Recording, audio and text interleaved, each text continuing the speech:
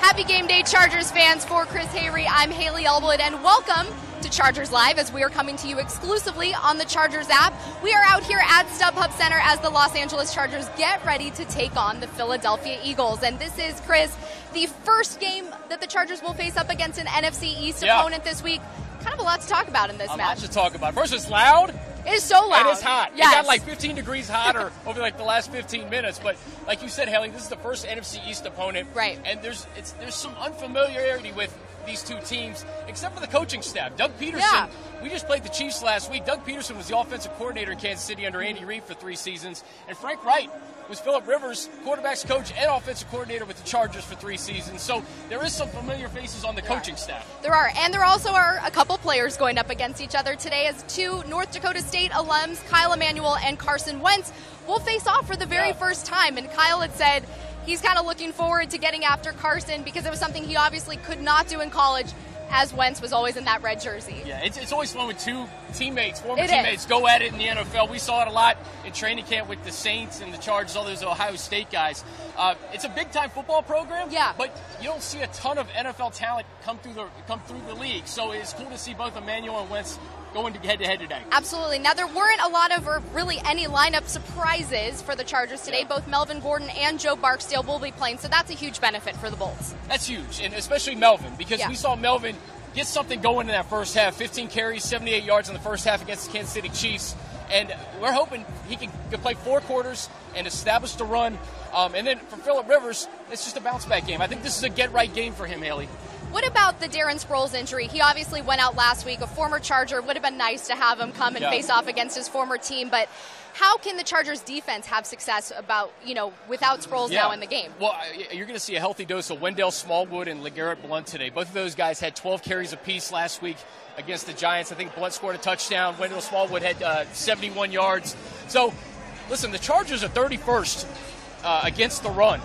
And that's not going to get it done. You have to stop the run. Smallwood and Blount are 2 different types of backs. Blount is that hammer back.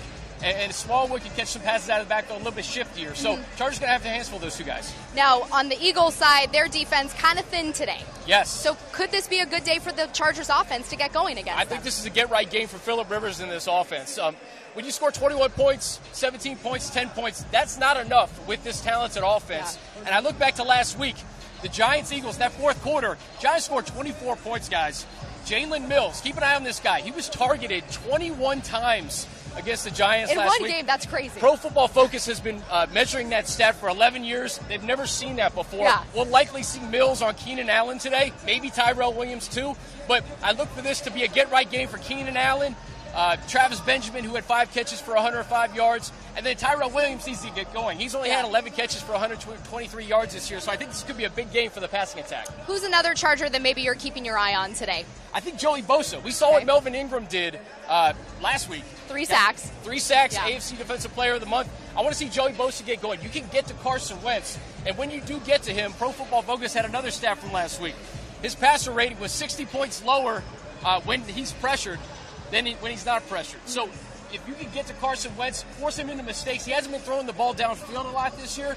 So attack Wentz, hit Wentz like the Chiefs did a couple of weeks ago. Now, the Chargers defense has had a lot of success so far this season, going up against some of the top tight ends in the game, but they face another one today in Zach Ertz. How do you contain a guy like him? Well, they did a great job last week with Travis Kelce. 1 catch for 1 yard. Yeah, total non-factor. Ertz is kind of a different animal, though, Haley, because this offense kind of runs through Zach Ertz. He leads all tight ends in targets, receptions, and receiving yards. And this is Wentz's guy. I talked to Les Bowen from the Philadelphia Daily News on the podcast this week, and he said Wentz and Ertz are buddies. So this is an offense. They haven't really had the chemistry. They haven't got that going yet with Alshon Jeffrey and Torrey Smith. So we'll see. You got to contain Ertz, though.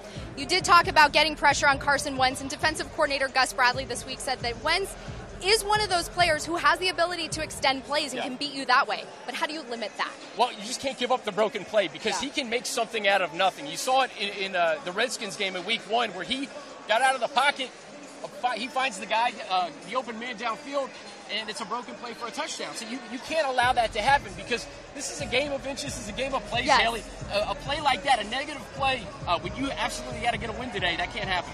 Do you expect a bounce-back performance from Philip Rivers today? Doug Peterson spoke with the media this week and said that from his time with the Chiefs, he always knows that if Philip has a down game, he'll come back. Number 17 will be rated today. Yeah. He'll be rated today. And like I mentioned, this Philadelphia defense, no Fletcher Cox, one of the best defensive linemen in all of football. Chargers get a real break with him not being in there.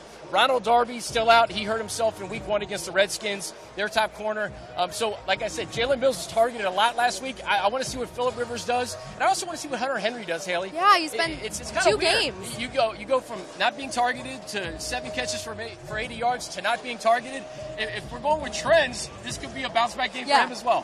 What kind of difference does Hunter make when he's on this field? I mean, it gives you an added dimension that you don't have. I mean, this is a talented passing attack with Benjamin when he's healthy, and we've seen what he's done the last 3 weeks. Tyrell Williams led this team in receiving yards last year, and, of course, Keenan Allen. But when you have that X factor in Hunter Henry going, I mean, this is his second year, and it's just the uneven play's a little bit curious. So hopefully he can get going today because he means a great deal to this offense. Melvin Gordon had said last week that the Chargers just haven't had all 3 phases of the football on the same page at the same time. Yep. The offense is on, the defense is off, the defense is off, the offense is on. Do you think today's the game where they get it all clicking on all 3 cylinders? You sure hope so. Yeah. You sure hope so. I mean, the kicking game was their Achilles heel the first 2 weeks. Right. You know, you get a kick Special block, teams, you miss 2 extra points. Special teams was kind of their Achilles heel. And then offensively, all season long, 21 points, 17 points, 10 points. It's just not good enough. I can't stress it enough when you have this much talent. So I look for this offense to get going today, and hopefully the defense can respond as well. Melvin Ingram can keep up his hot start. Who maybe is like an X factor who can make a difference in this game? There's a lot of guys on defense. I think we talk about Trevor Williams and Casey Hayward being able to not let Alshon Jeffrey and Torrey Smith going. Like I mentioned, the Eagles haven't had a lot of success throwing downfield. You don't want this to be the day where they get going vertical with Alshon Jeffrey and Torrey Smith. So I think Casey Hayward, Trevor Williams going to play a big role in this game. The thing about Trevor Williams that's kind of cool is that you haven't heard his name called a lot, but that's a good thing. That's good news. You don't want that. That's good news. You don't want that. You don't want that. You want that to continue today. Again, like I said, this offense has been running through Zach Ertz. And then again, the running game, Haley. I think all 3 levels of this defense have to really tighten up today. You can't let LeGarrette Blount get going and Wendell Smallwood get going either. Yeah, you certainly can't. You have to kind of, like you said, tighten it up, keep it going. They have to win today, right? I mean, this is a no-brainer. Sure. I think the beauty of the NFL, Haley, is this is a new week. You know, we can talk about must-wins all we want. The bottom line, it's a 16-game season, and all it takes is 1. And I think Philip Rivers said going into this week, he said, listen, Chiefs are behind us. I want to start a streak here and have a great comeback. And these guys believe it. I believe that they believe it, and we'll see what happens today on the field. Do you think that almost playing an unfamiliar opponent like this can help you in a way to maybe get that win? Because this Eagles team is so different from the one that they faced 4 years ago. Oh, it's a complete turnover on the coaching staff and the roster. Yeah. You know, so it may be, and I think more than that, Haley, I think just playing loose. Yeah. It's kind of cliche because, you know, we say last week's a must-win, the week before is a must-win. But just play loose and have fun out here today. Yeah. Get a win.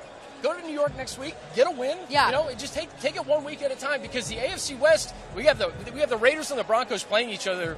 We have the hot Redskins team playing the Chiefs on Monday tomorrow night. Yeah. And you never know how things are going to shake out. So let's not overreact. It's only week 4. One of the things that Philip Rivers had said this week is he feels that the team plays very well when their backs are kind of up against the wall, and that's kind of what today is like, right? Shows that, right? I mean, Philip has had they've had some slow starts in September, October, and have bounced back under previous coaching staffs. And Philip's been through every scenario in an NFL season. This isn't surprising to him. You talked a little bit about unleashing the passing game, but what kind of difference has Travis Benjamin made this season compared to last? Yeah, a world of difference. When he's healthy, I mean, he's the type of receiver who can get vertical, and his speed, you always have to account for it, no matter what. When he's on the field, the DBs, the secondary, they have to account for him going long for a touchdown. So that kind of opens things up for the tight ends, for maybe Tyrell and Keenan to get going. Yeah. So having him healthy is a huge extra that not many teams have. You don't have that burden on every single team. Yeah. We have that here in L.A. And even Keenan, too. It's nice to see him healthy, too. Oh, yeah. I mean, with Keenan, it's just about him continuing to be an elite wide receiver. And we've seen that the first 3 weeks. Again, I think Jalen Mills is going to be on him a lot. Mills traveled with Odell Beckham last week. So, listen, I look for Keenan to keep catching balls and making plays. All right, we do too, and thank you so much for joining us here on Chargers Live today. And don't forget to tune in if you are in the Los Angeles area to KCOP TV, Channel 13, also known as My 13, as kickoff is set for 1:05.